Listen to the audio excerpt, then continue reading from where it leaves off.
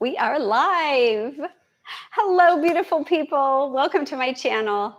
I am really excited to have you guys here with me to talk about another fun topic. Oh, hi, Lise. Good afternoon to you. Hi, Jill. Good to see you. Oh, I'm really glad you guys were able to make it. So, yeah, I have been trying to learn about another new topic. And so I thought, okay, I'll bring you guys along with this one as well. Hi, Jill. And okay, so iron. Let's talk about iron. I have a question. I'm hoping you guys will interact with me so that it's not just me chatting, although I am going to be chatting. But I loved how we had it last week where people were connecting. And so, okay, so has anyone here so far, I know we just logged on, but has anyone ever been told they had a problem with iron? Low iron, high iron? Have you ever been told you had a problem? And if you have, would you put in the chat yes, and whether it was high or low, or if you know, like what kind of iron was it, if you want to share. And so while you guys think about that, or maybe if it's not you, have you ever known anyone to have issues with iron? I would just love to hear how common it is for people.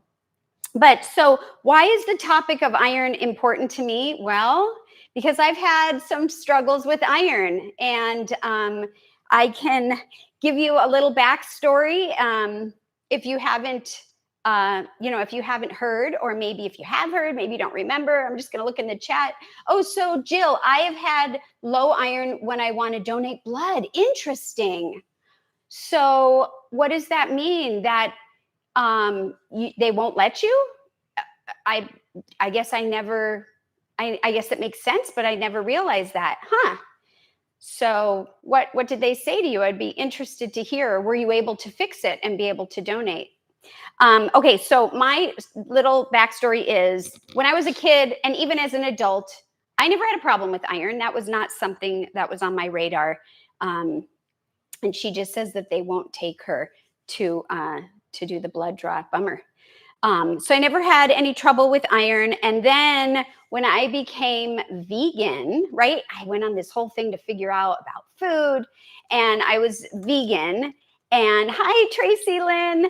I was eating, but I was eating like not maybe the right quantity, not maybe the right amounts or the right foods, even though I was vegan. And so eventually what happened was I was walking around one day with my dog, and I was feeling really odd, like not dizzy, but like I might fall over, to the point where I was looking around because it was during the day and these streets were empty. We live in an area where, a lot of the kids were probably at school.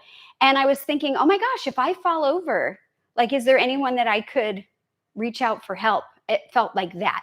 And so long story short, I did eventually end up going to the emergency room because I just felt so weird and I didn't understand it. And after some blood tests, they said, oh my gosh, you are anemic. And if you're not familiar with what that is a low deficiency of iron, anemia. And there are three levels, or three categories, I guess, in my blood testing that they checked for. Two of them are the hemoglobin, and then there's the hematocrit. I always say that wrong. Is that right? Hematocrit, maybe that's how you say it. Anyways, and then the third one is the iron stores, like the storage, the backup, and that's called the ferritin. And my two H ones, the hematocrit and the hemoglobin, were kind of low, but the ferritin, the stores, were very low. And so they basically, were asking me what I ate. And of course I told them what I ate. And the ER doctor said to me, you have to eat an egg. I mean, right? This was his opinion. I don't think egg is a really high iron food. But anyhow, I said, "Oh, I can't eat an egg." He just wanted me to eat a food that would bring it up. And he got a little angry at me, and he said, "If you don't eat an egg, you're going to be back here to have a blood transfusion because you are that low." And so I thought when I left there, okay, I need to take this seriously. And so I ended up seeing a plant-based doctor, and I ended up seeing my regular doctor to just kind of compare what they both would say. And they both agreed I needed to be on an iron supplement. I started out with like a Costco one, and that didn't really work. And then eventually the whole food plant-based doctor recommended this, and I still have it. And there's still some in here. I don't take it currently. I haven't taken it in a long time. It just expired, but it's called Floradex, and it's a liquid iron and vitamin formula. And I used to have to take this liquid because it would absorb quicker. And since I had it, I thought I would bring that up. And so just to give you an idea, my ferritin, I think was 3. And at the time, like normal is between 14 and like over 300. So that's not good. So I want to check the chat. If I could see the chat and see besides, what's going on? Oh, okay. So Jill said, "Oh, you take an iron pill and then you can donate." So it works. So it brings your stores up. That's good. Hi, John Jew. So good to see you here. And let's see. Oh, Lisa said, "I never get tested for anything. So assume that my iron is good because you feel good." Okay. You are a lucky lady. That's all I have to say. And so it's not super uncommon, I guess, for people to have low iron. And thank you for sharing. And so anyways, I'll just finish up the story by saying I was on that, and then I ended up going whole food plant-based, and then eventually I went to True North. If you haven't seen my True North story, check it out. But True North, if you're not aware of it, is a medically supervised water fasting facility in Northern California, and I went there, and that was something that I said. My iron, I was concerned about, one of the many things, and the doctor there said to me, "Okay, we'll watch the iron." And I did, the only way we can get iron is to ingest it. So our bodies don't make iron. So the first thing that they did was they test my blood, and then every week during the fast, they would test it again. And so it was low. It was holding. It wasn't super low, but I had been on this and it was low. And I was scared, like if I get off the iron supplement during the fast, is it going to plummet? What happened? During my water fast, I kid you not, my iron normalized. I didn't have any iron. So I was like talking to the doctor, like, how is that possible? I thought you had to eat iron, ingest it. And he said, he didn't really have an answer, but what he did say to me was, it was in there somewhere. And so I was like, okay. And so that was about 1.5 years ago. And so that we still watch the iron, but I have slowly been watching it kind of just go a little bit downward. And I just got my labs, and the ferritin is low again. It's 8. My hemoglobin is actually in the normal range, but it's just been trickling on the lower end. And my hematocrit, how do you say it? Hematocrit. Okay, thank you, honey. That is in the normal range. So, oh my gosh, I thought, oh my gosh, this is going to be this emergency thing, and they're going to make me get IVs or, recommend it or start me on the iron. And you know what I learned? Because I went to both of the doctors. They both said, don't do anything right now. Focus on what you're eating and see if it normalizes. And then we'll retest it again. So that's why, long story short, I tried to be short, but it's not. That's why I'm like, okay, I have to revisit this because I kind of was not paying attention to my iron. Because, it's just, I don't know. You can only pay attention to so much stuff, right? So let me just check the chat really here. Oh, hi, Karen. She said, thank you for sharing this topic and your history with iron. Oh, I have always had low hemoglobin due to genetics. Oh, that's a new one I hadn't heard of, but it makes sense. And Lisa said that is cool that it came back up through fasting. I know. I still get perplexed about it.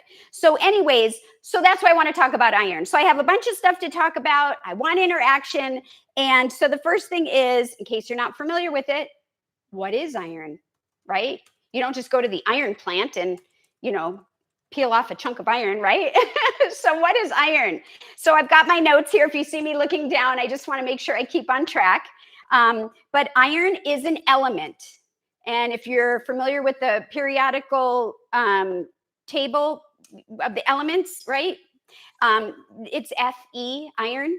So it's an element in the Earth's crust, on the surface of the crust, and it's found everywhere. It's very common, and that's where iron is. And so over time, through erosion, through weather, iron ends up in our soil and can get in our water.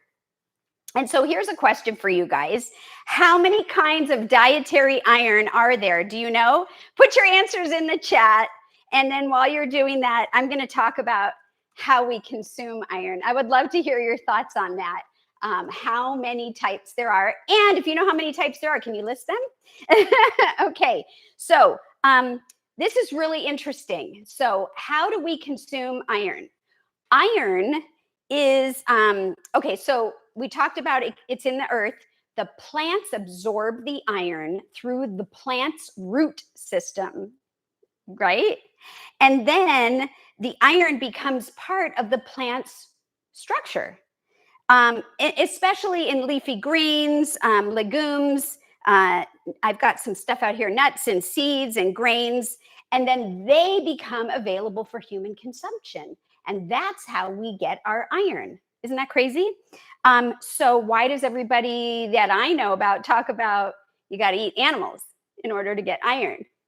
Well, let's talk about that. So when animals consume iron-rich plants, like the ones I just talked about, or they drink some of the water that contains iron in it, then the mineral gets incorporated into their bodies, just like people. So the iron then gets broken down and it gets stored into the muscles and the organs, and it makes the animal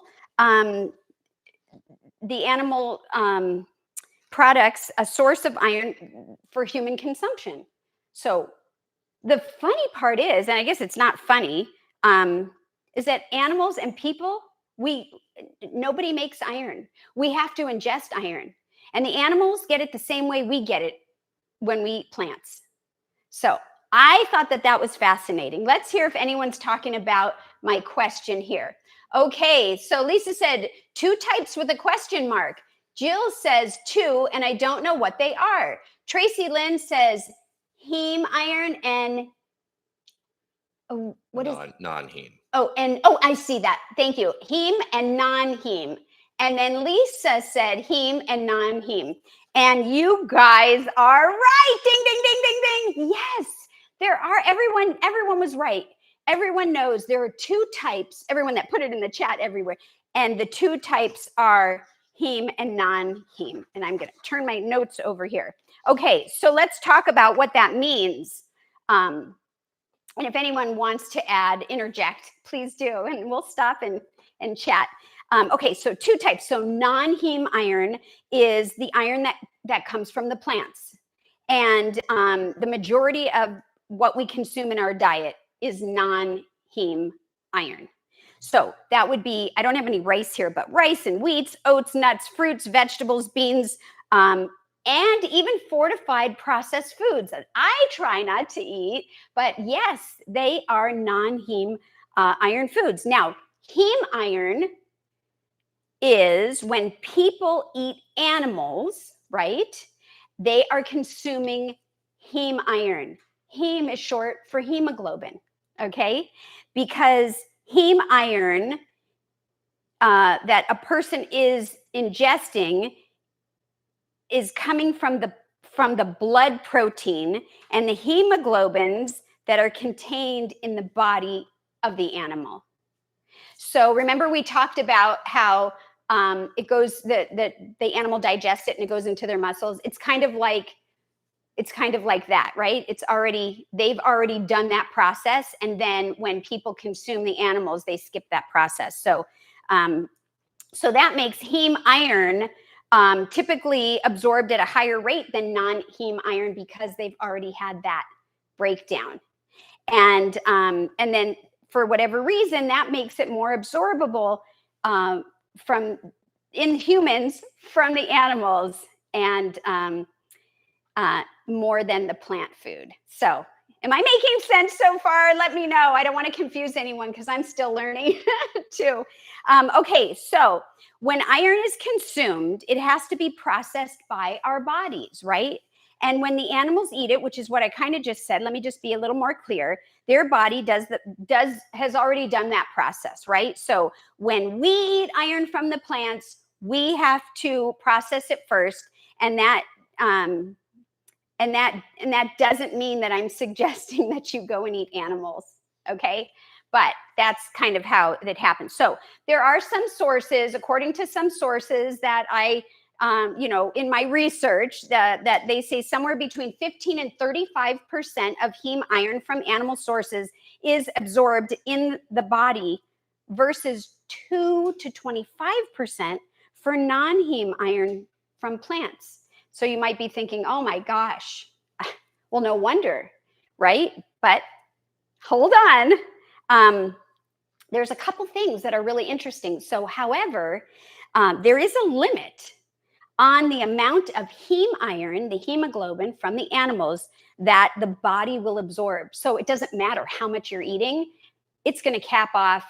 It will only take in so much. Whereas plants, the non-heme iron, there's no limit.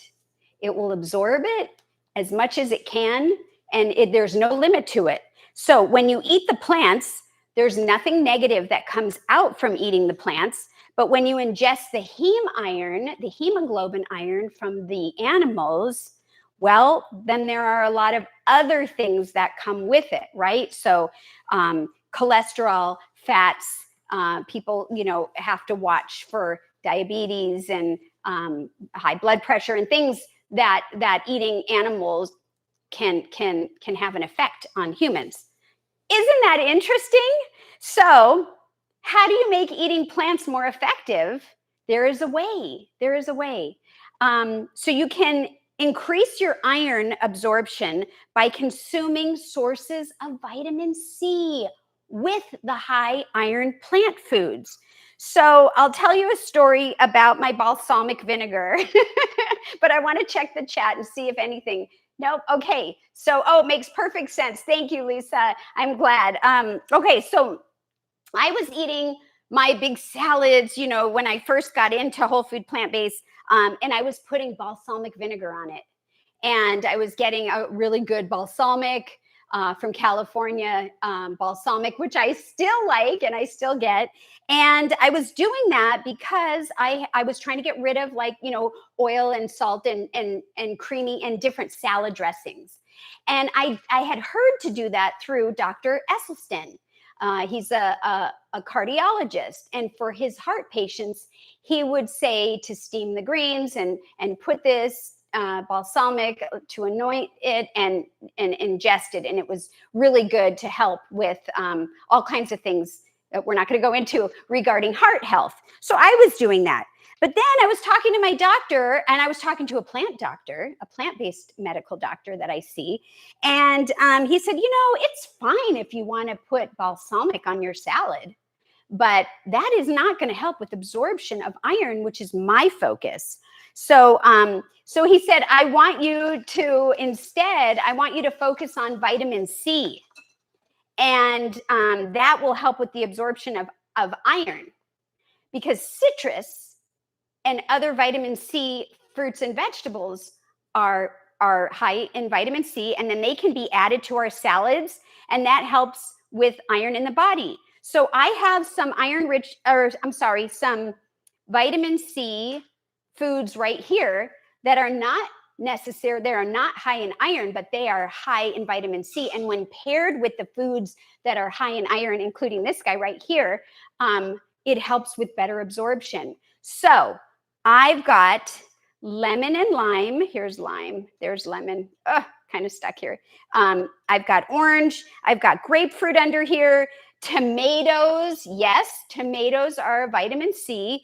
And the one that really surprised me were red bell peppers. I didn't realize red bell peppers were high in vitamin C.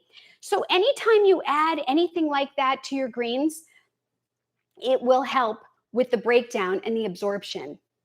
So I'm wondering, did anybody know about that? I'd love to hear about it. And if you did know about it, is it something that you do? Do you practice doing that? I do. And then he said, if you want to put the balsamic, go ahead and put the balsamic too. But for me, for my condition and what I was trying to do, it was super important for me to make sure that those things were in there.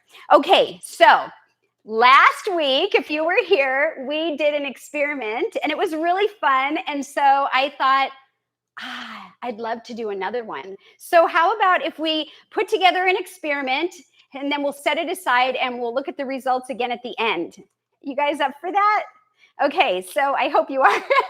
So what I want to do is I want to show how iron is in food. Now, there is a way to do it with the spinach, but you have to use like, what is the acid that you have to use? Hydrochloric acid, which we have because like pool chemicals, and we have a pool. I just didn't feel comfortable doing that. So what I decided to do was do something that I thought was a little bit safer by using a processed food. So I haven't bought this in so long, but last night Todd and I went to Walmart and we looked at all the cereals there and tried to find one that had the highest iron. Now, it's high in iron because they add it in there. And so that was interesting. So there was one that was an off-brand and it was pretty high, but we ended up, it was the Great Value brand. I forgot which one it was, but we ended up, as we were getting ready to leave, finding this one, and this was the highest one. So this is, I'll just tell you a little bit, multi-grain Cheerios. They say on here, good source of calcium, good source of fiber, that the first ingredient is whole grain, it's gluten-free. It talks about, how many grams per serving of whole grains. It talks about 100% daily value of 9 vitamins and minerals because it's added in, right? Okay. And then it may reduce the risk of heart disease. And it's just got all of these wonderful things, right? That somebody might think this is really healthy. And then on the side here, the English side, which is this side, it talks about the ingredients. And but it also lists, all of the calories and everything. So if I look under iron, it's 18 milligrams. The daily value listed here is 100%. Some of the other boxes would say like 25% or even 65 for some.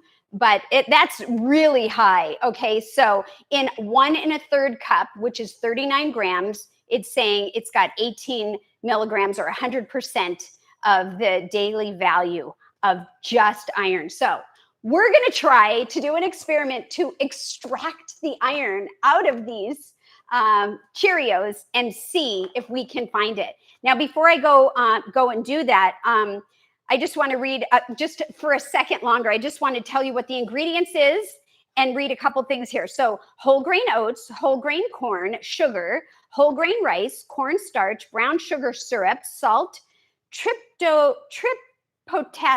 potassium phosphate. Sorry, I don't know what that is. Color, and then it says caramel colored annatto extract, vitamin E mixed with tocopherose, which says added to preserve freshness. And then below it, it talks about the vitamins and minerals that they added. So everything from calcium, carbonate, iron, zinc, A, B vitamins, and then it just lists this whole thing here, A and B and B1 and B6 and D3 and so on and so forth. And then it says contains bioengineered food ingredients. I have not tried this. We're going to try it together. So I'm going to open it with you and let's go. Get this going. Oh my gosh. Okay, so what I want to do is, wow, Cheerios. I got to tell you, it's been a long time. But there was a time when I used to eat Cheerios. I thought it was healthy. So what I'm going to do is I'm going to take a scoop. I'm going to do a cup of these Cheerios. Okay, I've got a cup of these Cheerios. And I'm just going to set this aside for a minute. And I'm going to pretend like this bowl, again, this time, last time it was your stomach. This time it's going to be your mouth, right? So we are going to we're going to put it in our mouth, right? And now we're going to chew it. Chew and chew and chew. And I want to get this to like a powder. So I even have, and I could have done this ahead of time, but I thought it would be fun to really do this together. Can you still see me? So I'm using a pestle, the mortar and pestle thing. And I'm just kind of crunching this up. And in the meantime, Todd, would you read the chat for me? And then it shouldn't take me more than like another minute or so. I would be delighted to read the chat to you.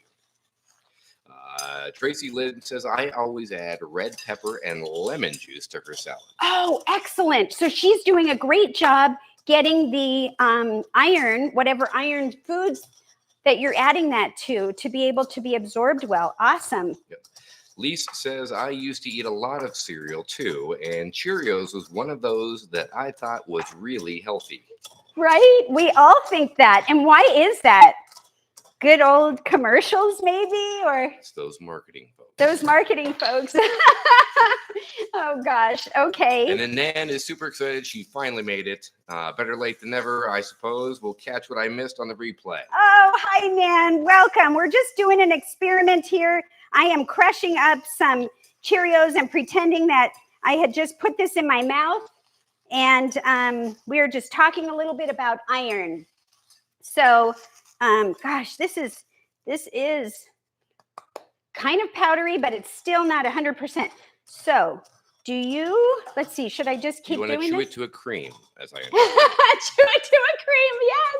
Oh my God, yeah, that's fantastic. Honey, I'm glad you're learning and listening. And why do you chew it to a cream? Because that's what you say. Because that's what I've learned is good.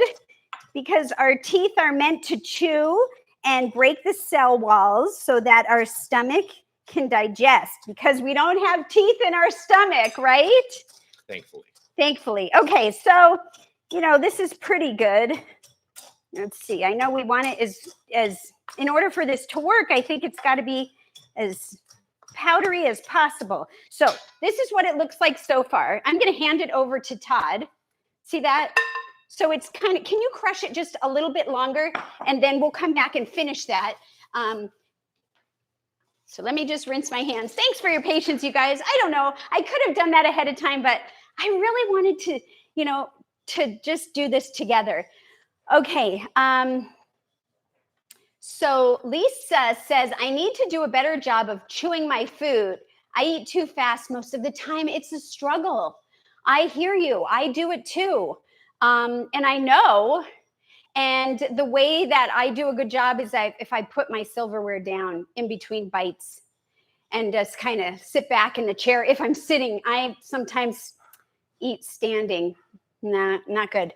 And Jill says she does that too. Nan says, move to the head of the class, Todd. Oh, gold star for you. Okay, so as soon as he comes back, all right, how are you doing on that? Should we move forward or hang out for you? Almost there. Okay, so he's almost there. So maybe we'll just hang out for a minute. And in the meantime, I'm going to talk about some of the stuff that I have here. One thing in particular is the kale. I have the kale in the middle because actually kale is high in iron, but it's also high in vitamin C. I thought that was really interesting. Spinach is amazing, and it is full of iron. Is that what I said? Iron and vitamin C. I think I may have said calcium, and I didn't mean that. Iron. We're talking about iron.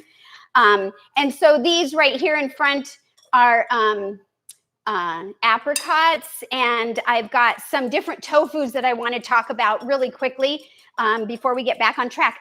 Do you know that the different brands of tofu have different percentages of iron? So it really pays to compare not only the ingredients, but if you're doing something like I am, right? I'm trying to pay attention to the iron, to check that as well. So for example, this Wildwood organic high protein tofu, and it talks about the protein because a lot of people, you know, we're into protein.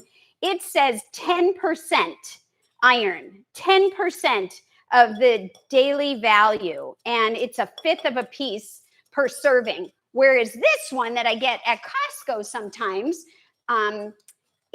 it says 8%.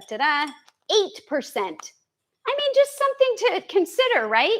So I wanted to point that out. How are we doing, Todd? Are we ready to move on? Well, I don't think it's quite a cream, but it is certainly a powder. Okay, thank you so much, sweetheart. So let's everybody look at this. So here we go.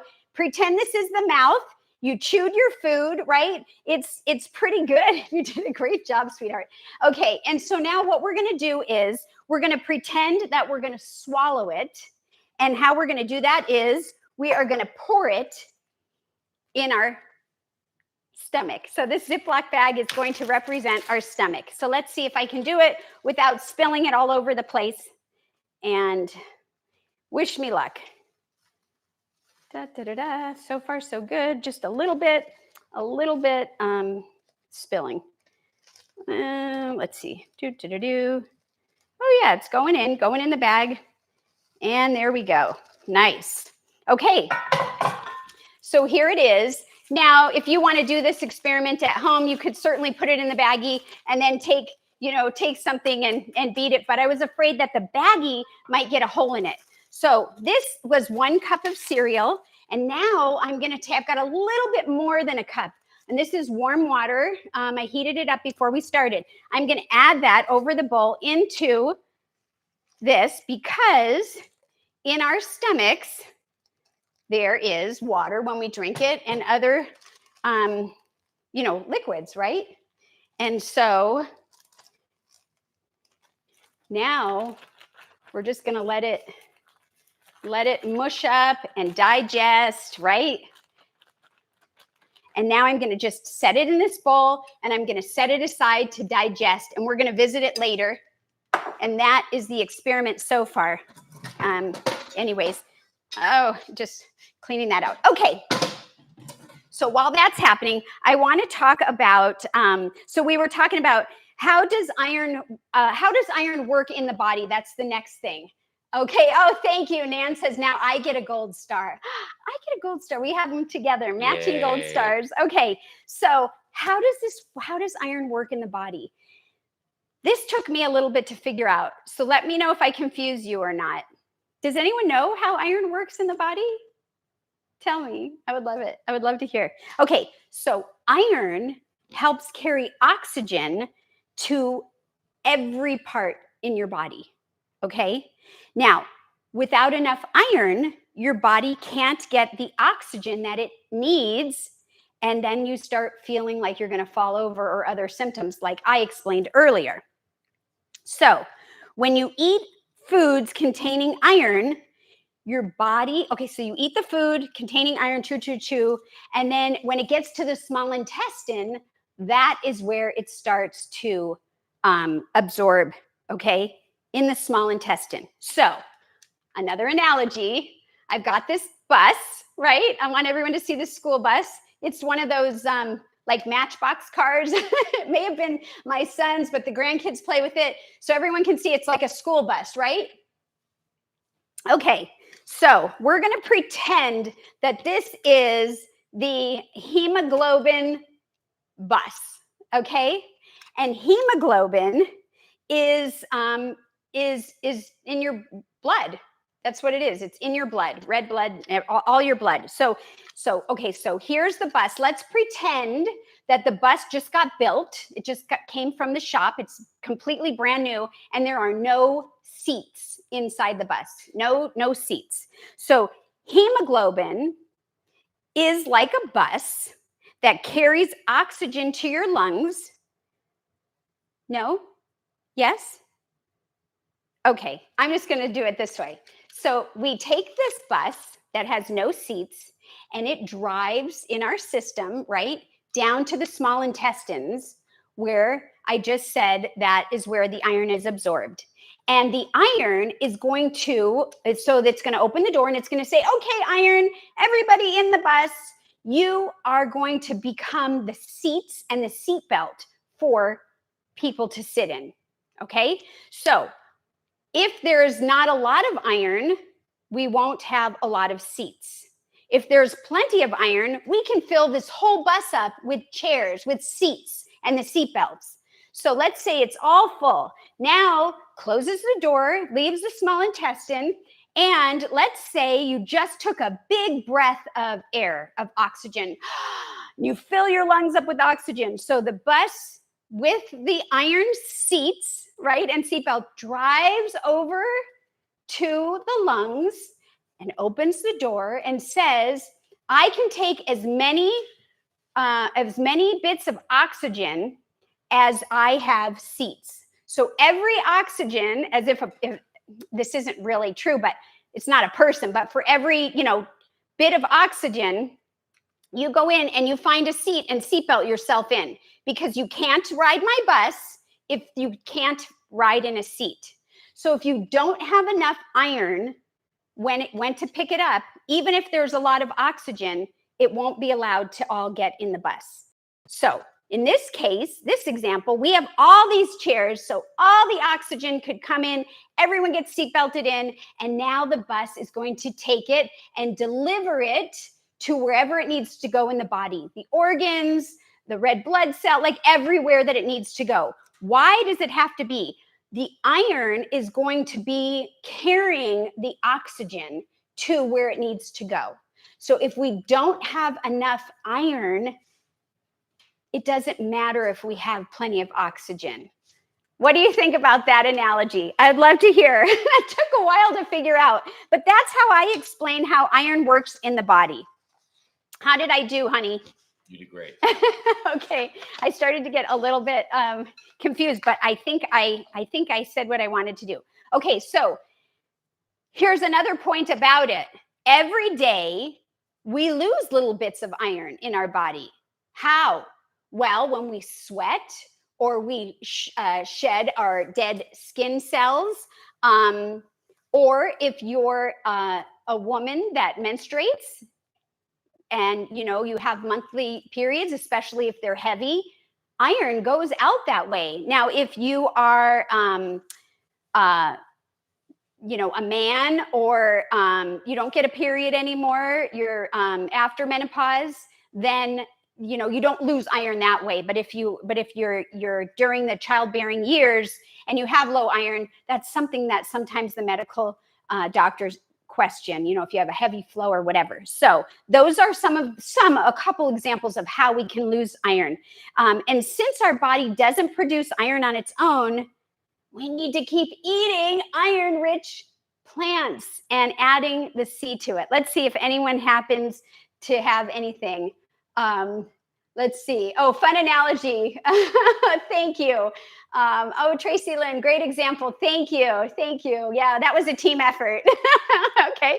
So what happens if we have not enough iron, or if we have too much iron? That could be a problem.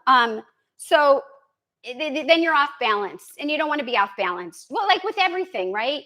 I remember when I was taking some potassium, my potassium was low. I was taking calcium. I was taking all these supplements all the time, and it was causing other things to be out of whack. And I'm not suggesting anything here by sharing that. And of course, I just want to say I'm not a medical professional. I'm just sharing my own stuff and kind of what I've learned to maybe help you check out your own thing. And also, if you haven't subscribed, come on, hit the subscribe button, hit the notification bell, and then you'll be notified when I go live like this or post new videos, and give it a thumbs up if you can. I would love the support. But going back to this, so when you don't get enough iron, you get weird feeling like I did, like I wanted to fall over, or tired. And because why? Why does that happen? Because you're not getting enough oxygen into the muscles and the organs, and it makes you feel exhausted. You could feel weak. Some people feel dizzy. And that can happen even like if you stand up, you can feel like a little off. Weird side effects. You can even look pale, your skin. Why is that? Because the healthy blood gives us the red color. And so without it, your skin loses the glow. It can become pale and you might look not so, like sick, right? I mean, sometimes that happens. This is one I didn't really realize, cold hands and feet. Now, I know for thyroid, you can get cold hands and feet, but you can get that from low iron. And that means less oxygen, means that the body has a harder time keeping itself warm. And another one is feeling breathless. So like you can't get enough oxygen. And those are things that happen if you don't get enough iron. Anybody else know of anything else or experienced anything? No. Okay. So if this continues to go on for too long, like I guess it did with me, then you can get diagnosed with iron deficiency anemia. And that means that your body doesn't have enough iron to function properly. So that's not good. But on the flip side, on the other side, having too much iron is kind of like if I took a glass of water, and I almost did this, but I didn't. Take an empty glass and you pour it, you'd want to fill the cup, right? So you have your glass of water or whatever you're pouring in there. But if you have too much, it just overflows. It just goes everywhere. And then you have too much. And it's things that can happen is you might have a lot of stomach distress, nausea. You might have some vomiting. And that, that's no fun. Feeling tired or weak also. Which is interesting that you would have a similar symptom, even though it's the other way around. And the reason why for that is because too much iron can actually be toxic in the body, and it can just make you feel tired. Joint pain. I didn't know that. Why would it cause joint pain? Because extra iron in the joints, it's like a buildup in the joints can make them feel achy, can make them feel stiff, and then skin changes again, but not pale. If you have too much, it can give you a grayish color, a bronze kind of color, and it's just a weird tint because there's too much iron. And then the last one that I use as an example is it can damage our organs, and we don't want that. Over time, too much iron can damage the heart, the liver, the pancreas, and so that's important not to overdo it. So that's why it's good to get blood tested every once in a while. Anything going on in here? Okay, so if you remember when I started this live, I said that some of my levels were low, like the ferritin, and that they went up during my water fast. And so I started to mention earlier, and I think I already talked about this, that they're not concerned now. My ferritin, if you came on late, is trending downward, and I thought everybody was going to be concerned, but they said no. We're not concerned yet, but we're going to watch it. And that's kind of where this whole thing came. But what I've heard, and I'd like to know if anyone else has heard this, because I don't know if this is like a true thing or what this is, but I have heard that whole food plant-based eaters may be more efficient, right? I mean, it sounds great. I don't know if this is true or not, at absorbing iron from foods. And that could cause the stores to be low because you don't need it. I don't know. That's not scientific. That's just like a rumor, but I'd love for it to be true. And so plant-based eaters may have lower iron stores, but the risk of becoming anemic is the same for meat eaters as it is for plant eaters. I thought that was crazy when I learned that. So let's see if anyone has any questions, comments, anything you want to add. Okay, no. Okay, so let's talk about what foods are good sources of iron. According to the United States Department of Agriculture, the USDA, it's called, the top sources of whole food plant-based irons are, and I'm going to read them. Before I read that, I wanted to tell you that the recommended daily allowance, the RDA for men and postmenopausal women are blank. Anyone have a guess? And then, or if you are perimenopause or before it, women, how many milligrams per day do they recommend for that? I'm just wondering. Yes, you can guess, just for fun. So while you're doing that, I'm just going to go over some of the foods I have here. I talked already about the tofu. Their example is on a half a cup, 6.6 milligrams of iron. Okay.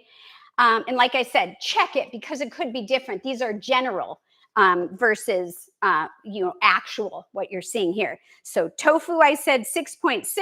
Lentils cooked on 1 cup, which is 198 grams, 6.6 milligrams again. And again, spinach cooked 1 cup, 6.4 milligrams. So that's pretty good. I'm going to read a few more, and then we're going to compare it with the meat eater, the meats, and we can see what you think about that. So far we're at 6.6, 6.6, 6.4 for tofu, lentil, and spinach, half a cup to a cup. Chickpeas cooked 1 cup, which is 164 grams, is 4.7 milligrams. Pumpkin seeds. I got my pumpkin seeds right here. Pumpkin seeds are really high. For 1 ounce, 28 grams, 4.2 milligrams. Quinoa, I've got my quinoa here, although this is not cooked, but you want it cooked. Quinoa, 1 cup cooked, 2.8 milligrams. And then we have black beans, edamame, tempeh, Swiss chard, tahini, kidney beans, potatoes with the skin, sesame seeds, oats, chia seeds, beet greens, cashews, dark chocolate, broccoli. That's like a big list. And it basically goes from 3.6, 4.5, all the way down to the least amount is 1.0 milligrams. And if you want to know specifically, put it in the chat and I will pull up exactly, but I don't want to just, ramble off for a long time. But so basically the highest was 6.6 and it goes all the way down to 1.0 was broccoli cooked, actually 1 cup. Okay, now we're going to compare it with the animal products.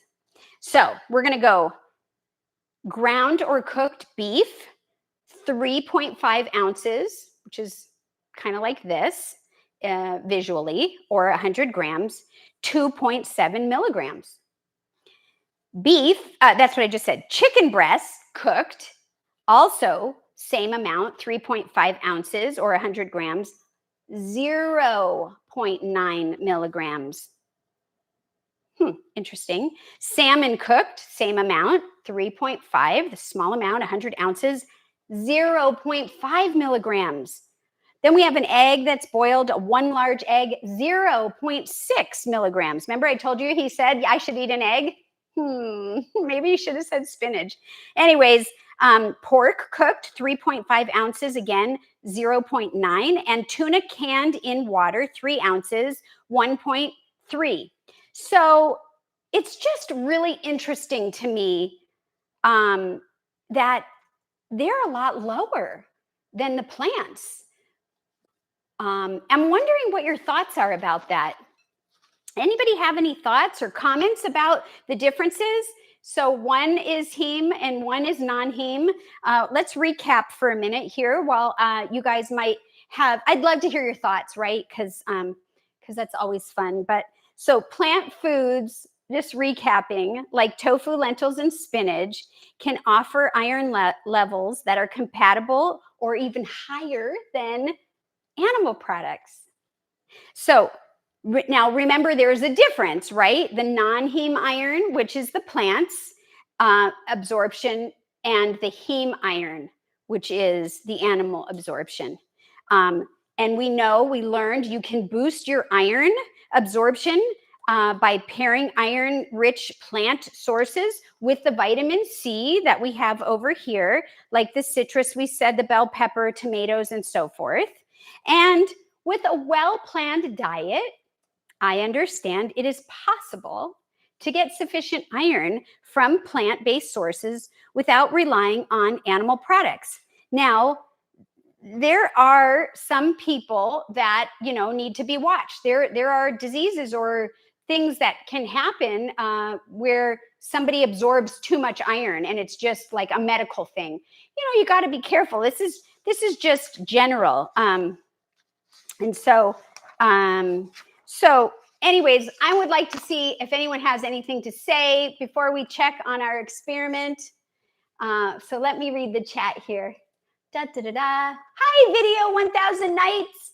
So good to have you here. Why don't plant-based eaters ever worry about getting enough iron? That is such an excellent question, because they always leaf it to their spinach. Ah! Okay, that was really cute. They always, this is our comedian in the house. I love it. Thank you so much. Okay, and let's see what else. Here are the leafies. Okay, Tracy Lynn, interesting that plants have more iron, right? They just don't absorb as well. But it was very interesting to me too. Lisa says it's because heme is easier for our bodies to absorb than the non-heme, right? And I think that do you think, I'm asking this and I'm also thinking that I kind of think it's, do you think that it's because the animal have already broken it down, it's already absorbed into their flesh, that makes it like a step less? And so the absorption makes it easier, even though there's a cap on the absorption and you get all the, the negative things that come with eating meat.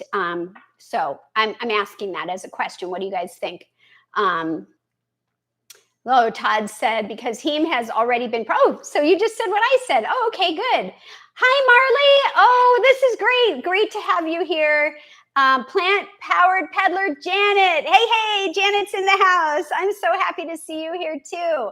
I love having everybody here. So for the most part, there's just like one other thing I want to say, and I spilled cereal in this, but you guys know what this is, right? This is cast iron. And a lot of people cook even animal products, whatever, in cast iron because they can absorb iron from the pan. So I have one here. I used to use it a lot. I don't use it that much because usually I've heard that you need to, to put oil in it. And I would like to be able to figure out a way to use it without using oil. Do you want to put that back? Let's see. Okay. So Todd was just wanting me to share that cast iron can increase, can increase the iron content of food, really by up to 16% compared to non-stick cookware. Huh.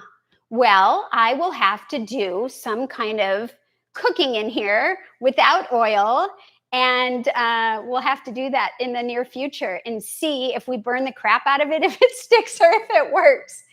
Do any of you use that do not use oil? Do any of you use a cast iron pan? And do you have luck with it? I would love to hear. It's heavy, so I don't see Janet putting this on her bike.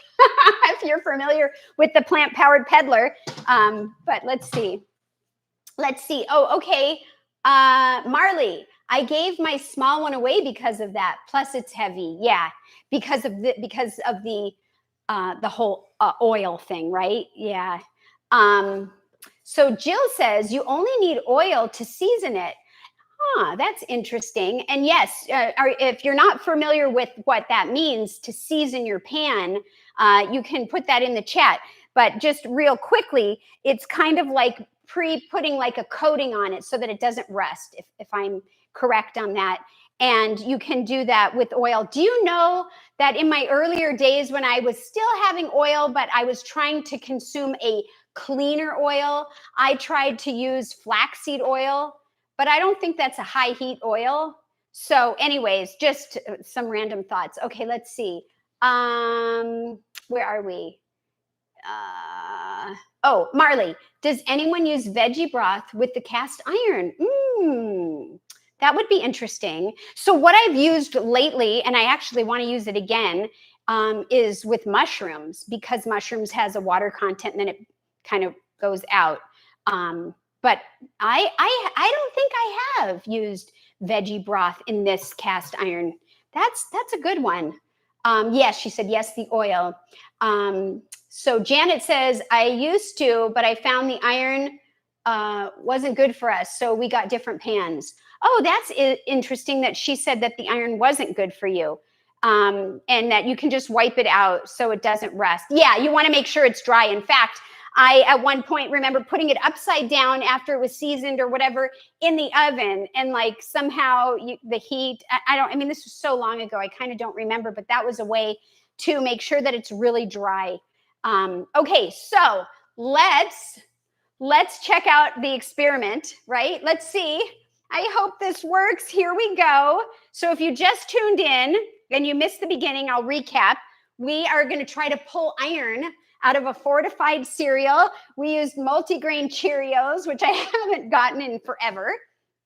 And we pretended that this bowl was our mouth. We crunched it up so that it was chewed, poured it in the bag, which represents the stomach, and added some water to it and let it sit to digest, right? So now what I'm going to do is I'm going to grab a plate and I'm going to lay it on the plate, okay?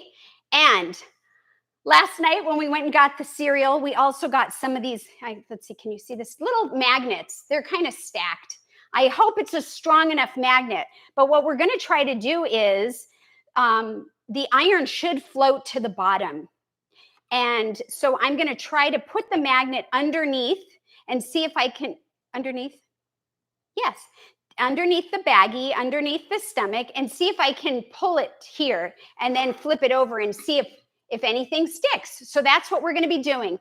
And let's see if it works together. So let me move some of this because I want you guys to be able to see what I'm doing.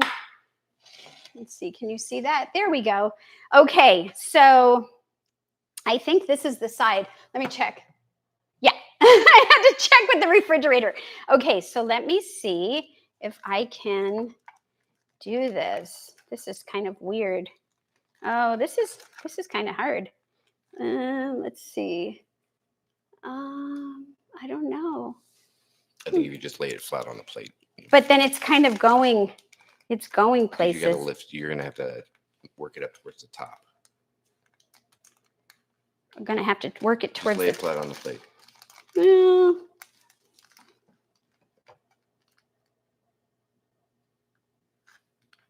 I don't know. Okay, well, let me just do a weird thing. What if I do it directly in here? Is that going to work? Well, what I understood is if you have a strong enough magnet, then it will actually pull pieces of black, let's see if I have any, of black iron. And let me wipe it on my hand. And it's not really working right here, but that's what happens when you do it live. Do you want to try? I'm going to have Todd come in here and see if he can. Oh, you don't. Whoops, wait, I didn't seal it all the way. You want to say hi? You're in there. Anyways, the idea was to show that the iron can be pulled out of the cereal and we can actually see what iron looks like. So I don't know if this was a good example. Maybe next time we'll have to do it ahead of time. Make sure you're using the right side, honey. But anyhow, regardless, yeah, science. And I thought it would be fun to do. I might not have a strong enough magnet, but if you want to try this at home, you could definitely do that. And then you can put in the chat and let me know if you had a strong enough magnet and if it worked. Because it's supposed to be able to work and show you, and it should look like little pieces of iron. And then you think you're ingesting this, and yeah, that's how we get our iron. So Todd's having a fun time. You've got your head in the camera. It's not really working. Yeah, our magnet might not be strong enough, but you get the picture, and that's okay. So please try it. And I'm not going to give up. I might try to get another magnet that's a little bit. Yeah, this was the heaviest one that they had, but if you can get a really big, thick magnet, see if you can pull some iron out of here, because you should be able to. So anyways, I just want to wrap up and see if there's anything else anyone wants to talk about, even though we weren't able to prove it. I hope you enjoyed just coming along. with us. Let's see. Maybe they lied to us about iron being in the cereal, says Janet. Oh my Yeah, gosh. magnets may be perfectly strong. Well, anything is possible, but yeah, I really wish that. Oh, you know what I want to try? One more thing. What if we did one on one side and one on the other side? Does that do anything? Anybody have any other ideas? I don't know. Nope, it is not working. It is not working at all. But it was worth a try. I got really excited to do it together with you. And so maybe if I had done it ahead of time, then I could have went out and tried to find another magnet. But regardless, I just want to say, don't forget to eat your greens. If iron is something that you're needing to watch, hopefully today was helpful, and you can implement some of these things if you'd like. And if not, maybe you'll know somebody you can suggest it to.